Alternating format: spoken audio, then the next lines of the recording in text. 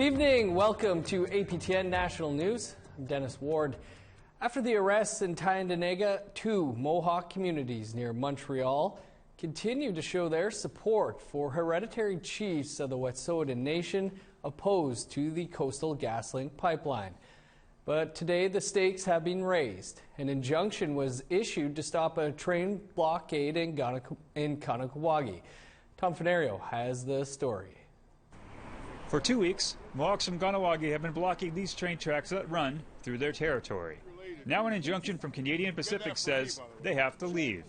But who's going to enforce it? As reported by CBC at a community meeting Monday night, Police Chief Dwayne Zachary said the local police, the Kahnawake peacekeepers, wouldn't enforce an injunction. But now they're taking a more non-committal approach. For now, the peacekeepers, we're going to continue what we've been doing, which is monitoring the site and ensuring that everybody on scene is safe and maintaining our territorial integrity. For now, the peacekeepers say they don't have the injunction. The Mohawk Council of Kahnawake confirmed they have a copy, but were unable to provide a statement before deadline. Meanwhile, about 60 kilometers to the northwest, their Mohawk sister community of Kahnawake is slowing traffic heading into their territory. With everything that's happening in Tydendinaga, Aguzasne, Kahnawake, we're all showing our support. I'm here especially too because of the 2 land defenders that got hospitalized. I'm pretty upset about that. If this hill looks familiar, it's because it's the same one that was made famous nearly 30 years ago during the Oka crisis. And while Mohawks from both communities have said they're not eager to repeat the events of 1990, they also appear unwilling to back down. I know that if anything does escalate, then we're prepared, but right now for the moment we're being peaceful. We're letting traffic through, so we're going to keep it peaceful until need be. In addition to the Mohawk actions, other blockades in Quebec are ongoing, including the Mi'kmaq First Nation of Listagouche, also in its 3rd week of blocking trains. While another blockade has sprung up in Lennoxville in Quebec's eastern townships. Tom Fenario, APTN National News, Montreal. Things have quieted down in Tydendinaga Mohawk territory since yesterday's arrests by Ontario Provincial Police. But as Jamie Pashagumscum reports, the demonstrations there are not over.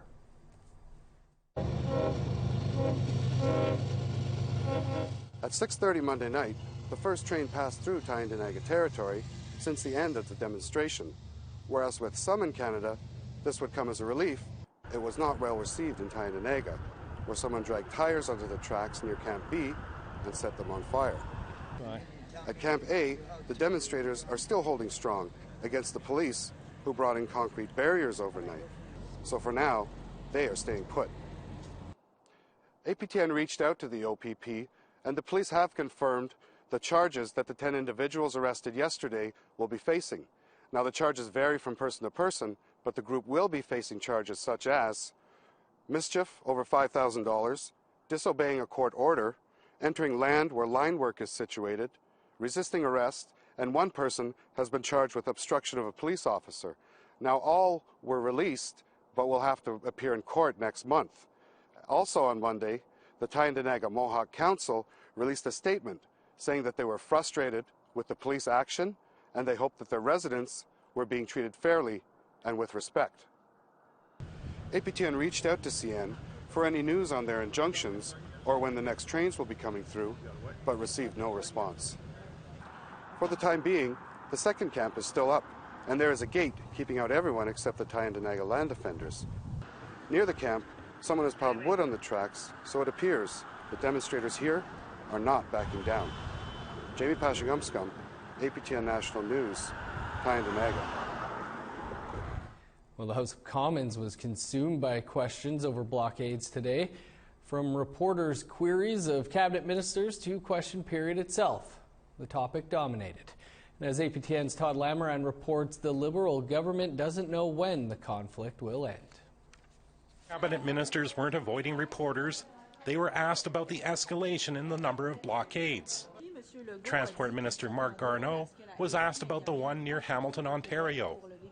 The blockades, we hope, because of injunctions that are in place, are going to come down because all of this profoundly affects Canadians, and It's affecting the economy, and we hope that blockades that are taken down don't pop up somewhere else. Finance Minister Bill Morneau was asked how much the rail blockages had cost the economy. Obviously, the situation is ongoing. It's impossible to determine the exact costs at this moment. We're watching carefully, and we're taking a look at those in terms of our overall projections. Indigenous Services Minister Mark Miller was asked about the latest, but provided no details. On Monday, there was a follow-up. That was yesterday, the results of which I'm not at liberty to share with you. Meanwhile, in question period, the Conservatives again pressured the Prime Minister to end the blockades. Every day the situation gets worse. The Prime Minister's weak leadership has emboldened these radical activists. They know that they can shut down bridges, highways, and other critical infrastructure without consequence. Bloc Québécois leader Yves-François Blanchet took a different tack. He called for a temporary suspension of police interventions, while telling Trudeau to put himself and his ministers on a plane to British Columbia to resolve this. Mr. Speaker, the government's response was usually the same, to engage in dialogue while also having the barricades lifted by police if necessary. Todd Lamoran, APTN National News, Ottawa. Last night, RCMP in New Hazelton, northern British Columbia, arrested 7 people at a railway blockade, including Gitxsan hereditary chiefs. The chiefs were there in solidarity with Mohawk supporters who had their blockade taken down yesterday.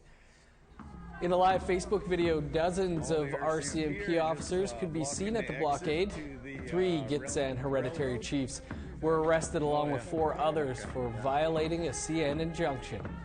Supporters then blocked the highway until those arrested were released a few hours later.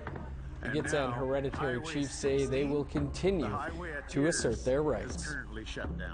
The underlying issue here is our title and rights. The title and rights that just got violated last night by the RCMP coming onto our territory, our land, our unceded territory, and arresting the head chief for that territory, and telling us that we're trespassing on our own lands. We've been here for over 10,000 years.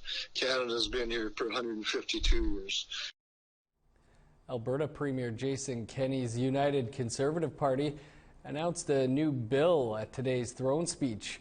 The bill is designed to put a stop to what he calls illegal blockades. APTN's Chris Stewart has that story. Premier Kenney told reporters gathered at the Alberta legislature that blockades across Canada and Alberta have hurt the economies of every province.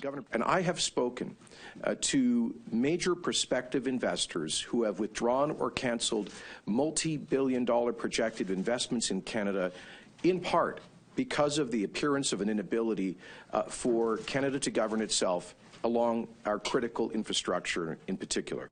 He says the blockading of what he calls critical infrastructure is illegal and needs to stop. This is not legitimate and lawful protest. Albertans and Canadians respect our constitutionally protected freedoms of expression, of assembly, and to protest.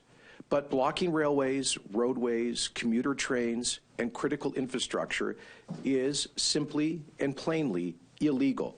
Kenney says his government will be introducing a bill to prevent blockades in the province.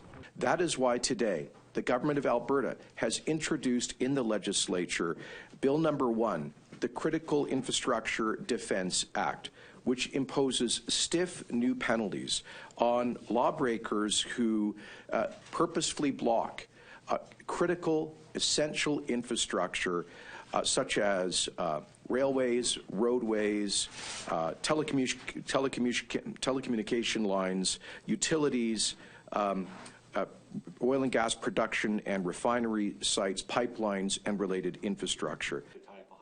The Minister of Justice and Solicitor General, Doug Switzer, wants similar legislation enacted across the country. We're calling on justice ministers across this country to take a new approach to justice, to make sure that they are vocal in their displeasure with these types of protests, to make sure that they also hopefully enact similar legislation across from coast to coast.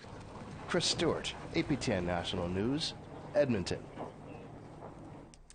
Back to southern Ontario now, where currently there is some demonstrations following the arrests in Tydendinaga with solidarity with the Wet'suwet'en Hereditary Chiefs. And Elena McDougall with that story. Commuters woke up to a change of plans this morning after new blockades in southern Ontario popped up. In Hamilton, a Wet'suwet'en solidarity group erected a blockade on rail tracks serving GO Transit, Amtrak, and Via Rail, and that blockade remains in place. Elsewhere, Six Nations supporters of the Wet'suwet'en erected a blockade at the on-ramp to Highway 6 in Caledonia. OPP says that the blockade there is peaceful and Indigenous liaison officers are on the site. I spoke with some of those supporters earlier this afternoon. We share the waters, we share the air, we share the animals in the forest and everything like that. So when we see someone coming along that wants to destroy that, you know, the Ongolwai people are caretakers of Mother Earth. So really there's nothing else more to say. And I think we've been here on this earth long enough for people to know just exactly who we are. It's the ones who choose not to believe in us. Then you know, they're going to say we're wrong. But hey, you know, we're still here. In 1924, actually, for our territory, that's when the Canadian government enforced the elected system. So that's what's causing the divide and conquer in all of our territories. So that's what we're here standing up against. And you'll see, and we are grateful to all of our allies and all of our allies who are standing on the front lines with us to stand up for that cause. Elena McDougall, APTN National News, Toronto. Senator Lynn Beyak has had a change of heart and issued an apology. Details on that and more coming up after the break. Here's a look at Wednesday's weather forecast starting on the East Coast. Sunny skies and +8 for Halifax, 5 above for Fredericton, -19 for Nain under sunny skies, 29 below in Inukjuak, -1 with snow for Montreal, -2 and flurries for Quebec City. 1 below with snow for Toronto, Peterborough, and Ottawa. 8 below for Thunder Bay and Wawa, -11 in Sioux Lookout. 21 below for Churchill, -12 for Norway House. -11 in Winnipeg, 8 below in Brandon. -4 with snow for Saskatoon, flurries and 0 in North Battleford. -3 in Meadow Lake, 4 below for Buffalo Narrows.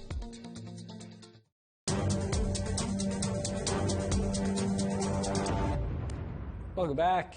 Senator Lynn Beyak has apologized. The former Conservative senator is facing another suspension after the Ethics Committee said she refused to remove racist letters from her website. But in a surprising speech to the Senate today, Beyak apologized and said she's ready to comply with the Ethics Committee's recommendations. I want to apologize to Indigenous peoples, to the Senate, and to my fellow senators, and to the Canadians we all represent for any hurt I have caused. I agree with the recommendations of the committee, and I am eager to complete the education and sensitivity training that has been prescribed. We are never too old to learn and to grow. The mother of a First Nations man who died while working at a northern Manitoba hydro construction site has filed a civil suit against the companies involved. Mary Mayet-Washing is seeking $200,000 in compensation, as well as a written apology in relation to her son's death. Todd Mayet-Washing died in January 2018. He was working in a construction yard operated by Manitoba Hydro in the northern town of Gillam when he was hit in the head with a steel beam. The 22-year-old was employed by Alberta-based construction company Forbes Brothers at the time. The company was recently fined $150,000 under the province's Workplace Safety and Health Act. In court documents, the mother says she has since developed post-traumatic stress disorder and cannot work because of it. Now we continue our story on the Mosquito Grizzly Bear head Lean Man First Nation and the claims of one of its members that she is a hereditary chief. Here's APTN's Priscilla Wolf now with part 2.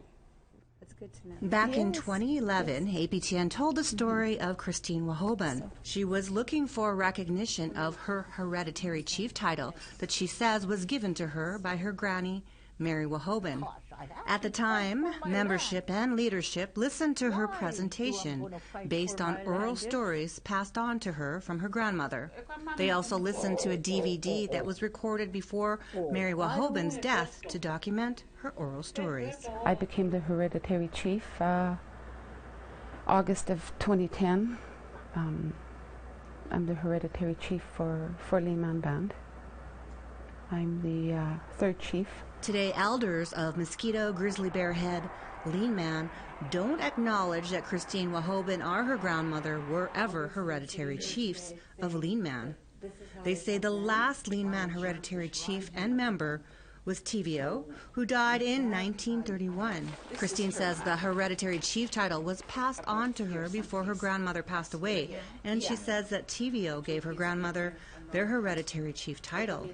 Martin Spyglass, who is the oldest member of the reserve and who served as an elected chief in the 1980s, says that Christine Wahobin's claims of being a hereditary chief are false. I had told Christine Wahobin that twice she phoned me. I said, I don't believe your grandma, and I don't believe you, I said. The current chief and council don't acknowledge her title based on what they grew up witnessing. They take direction from the elders and the membership. One of the things that, like growing up in my 20s is kind of when I first heard about Wahobin, saying she was hereditary chief. But one of the things that I observed as a young woman, it went on deaf ears. No one acknowledged it. No one, acknowledge her as hereditary chief, and that's what I seen growing up. Chief Aguilar Antiman goes on to say, now I'm chief, and Christine is saying she's hereditary chief. It's really concerning because it's uncertain because for two things. One is her father is my grandfather, and not once did he ever say my daughter's hereditary chief. Not once did he share with the family, and he was well respected in the powwow, in the round dance and ceremonies. Not once did he say, my daughter's hereditary chief. And so the other thing is, as a leader, if there was a role for hereditary chief, that's not the issue, within our council or our nations. The issue is, who is a hereditary chief? Chief Aguilar Antiman says she will take direction from her elders. Because to our knowledge, there was the last descendant passed, in the early 1931. And so, it's questionable. That was the last person of Lean Man. But Spyglass says Wahobin is not a hereditary chief, and neither was her grandmother. Spyglass goes on to say the last member of Lean Man died in 1931. Priscilla Wolf, APTN National News, Mosquito, Grizzly Bear Head, Lean Man. Coming up tonight on Face to Face, right after the news, we continue our conversation with Manitoba Métis Federation President David Chartrand. As we've been reporting, there are a lot of questions about the future of the Métis National Council. 3 Métis organizations have been calling for a meeting, which is slated to take place in Saskatoon in 2 weeks. However, the Tri-Council have called their own meeting on the same days in Ottawa. It just shows you that it's hypocrisy and a fallacy of statements that are making in the media, that they don't really want a meeting with the people. They want to have their own way of doing things, just as 3 presidents. We've never been governed by a dictatorial style of politics. That's the way of democracy has been in our nation for 200 years. Even the captain of the hunt had to be elected every day. So from these individuals who believe that they, as presidents, are not responsible or accountable to others, I think they need to go back and reflect their own democracy. And you can catch that episode of Face to Face right here in a few minutes' time. You can also watch part 1 of that interview and all other episodes over on our website, aptnnews.ca. Time for another quick break, but stick around. Coming up, a herd of bison are coming home. Here's a look at the rest of Wednesday's weather forecast, picking back up in northern Alberta. +3 in Grand Prairie, 0 with snow in Fort McMurray. +1 and snow for Medicine Hat, 5 above in Calgary. +10 under sunny skies for Victoria, 9 above and showers for Vancouver. -1 in Fort Nelson, +1 with snow for Dease Lake.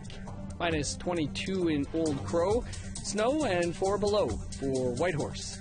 -6 for Fort Liard and Trout Lake, snow and 15 below for Yellowknife. -24 in Sax Harbor and Paulatuck, 23 below for Colville Lake. -26 in Baker Lake and Whale Cove, 28 below for Chesterfield. -33 in Resolute, 30 below for Iqaluit.